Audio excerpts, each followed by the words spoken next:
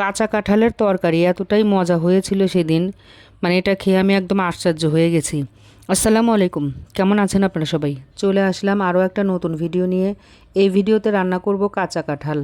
কাঁচা কাঁঠাল গরুর মাংস কিংবা চিংড়ি মাছ দিয়ে খেয়েছি, এবং অনলাইনে অনেক আপুকে দেখেছি চিংড়ি মাছ গরু মাংস দিয়ে রান্না করা। কিন্তু আমার এটা নতুন একটা অভিজ্ঞতা হলো যে কাঁচা কাঁঠাল শুধু আর কিছু না দিয়েই রান্না করা যায়। এত মজা এই কাঁচা কাঁঠাল রান্না।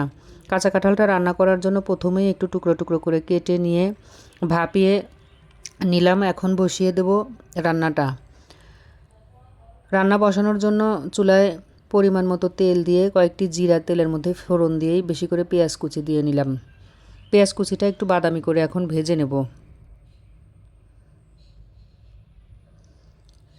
হালকা একটু বাদামি হয়ে গেলেই, ভাজা হয়ে গেলে তেজপাতা আর দারচিনি এলাচ এখানে দিয়ে নেব পেঁয়াজ কুচির সাথে। একদম মাংস রান্নার সব মশলা দিয়ে মাংস রান্নার প্রসেসিংয়ে রান্না করলেই কাঁচা কাঁঠাল খেতে যে এতটা মজা হয়, মানে খুবই মজা হয়েছিল এই তরকারিটা। মশলাগুলো দিয়ে আবারও কিছুক্ষণ ভেজে নেব।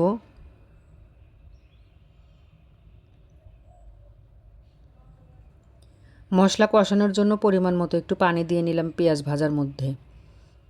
এখন একে একে সব মশলাগুলো দিতে হবে। এখানে আদা রসুন বাটা, স্বাদ মতো লবণ, মরিচের গুঁড়া, হলুদের গুঁড়া, ফালি করে রাখা পেঁয়াজ, কাঁচামরিচ, আরও দিয়েছি ধনিয়ার গুঁড়া।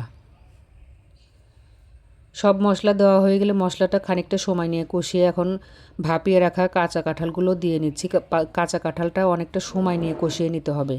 এটা একদম সেম মাংস রান্নার প্রসেসিং। মাংস যেমন অনেকটা সময় নিয়ে কষিয়ে নিলে খুবই মজা লাগে, এই কাঁঠালটাও অনেকটা সময় নিয়ে কষাতে হবে সব মশলার সাথে ভালোভাবে। কাঁঠালটা ভাপিয়ে নেওয়ার সময় অর্ধেক সিদ্ধ হয়ে গেছে। এখন ঢেকে দিয়ে আবারও একটু সময় নিয়ে কষাতে হবে। এই তরকারিতে কিন্তু অনেক ঝোল থাকবে না, একদম গা মাখা একটা ঝোল থাকবে, আর খেতে দারুণ টেস্টি হবে।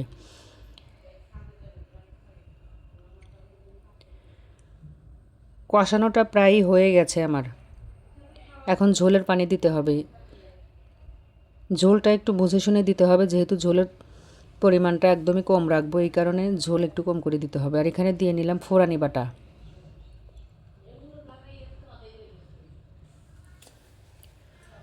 ফোড়ানি বাটা দিয়ে আরও কিছুক্ষণ নেড়ে চেড়ে নিতে হবে।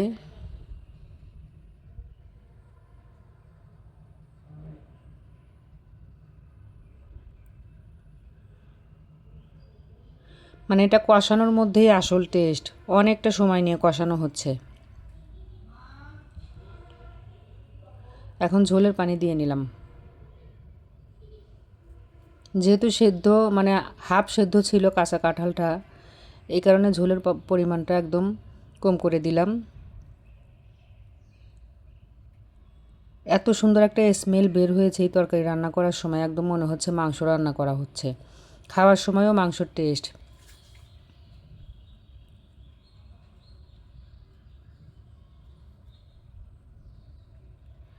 নামানোর আগ দিয়ে দিতে হবে একটু গরম মশলার গুঁড়া। ঢেকে দিয়ে আবারও কিছুক্ষণ রান্না করব। রান্নাটা প্রায়ই আমার শেষের দিকে। এখন দিয়ে নেব আমি একটু গরম মশলার গুঁড়া।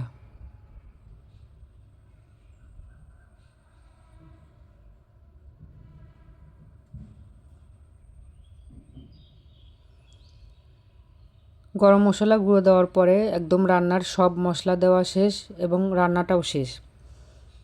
সেই সুন্দর একটা স্মেল চারিদিকে ছড়িয়ে পড়েছে, একদম মাংস রান্নার স্মেল, এবং দুর্দান্ত স্বাদের কাঁচা কাঁঠালের একটা তরকারি। ঝোলটা কিন্তু এরকমই থাকবে। ভিডিওটা এই পর্যন্তই। আল্লাহ হাফেজ।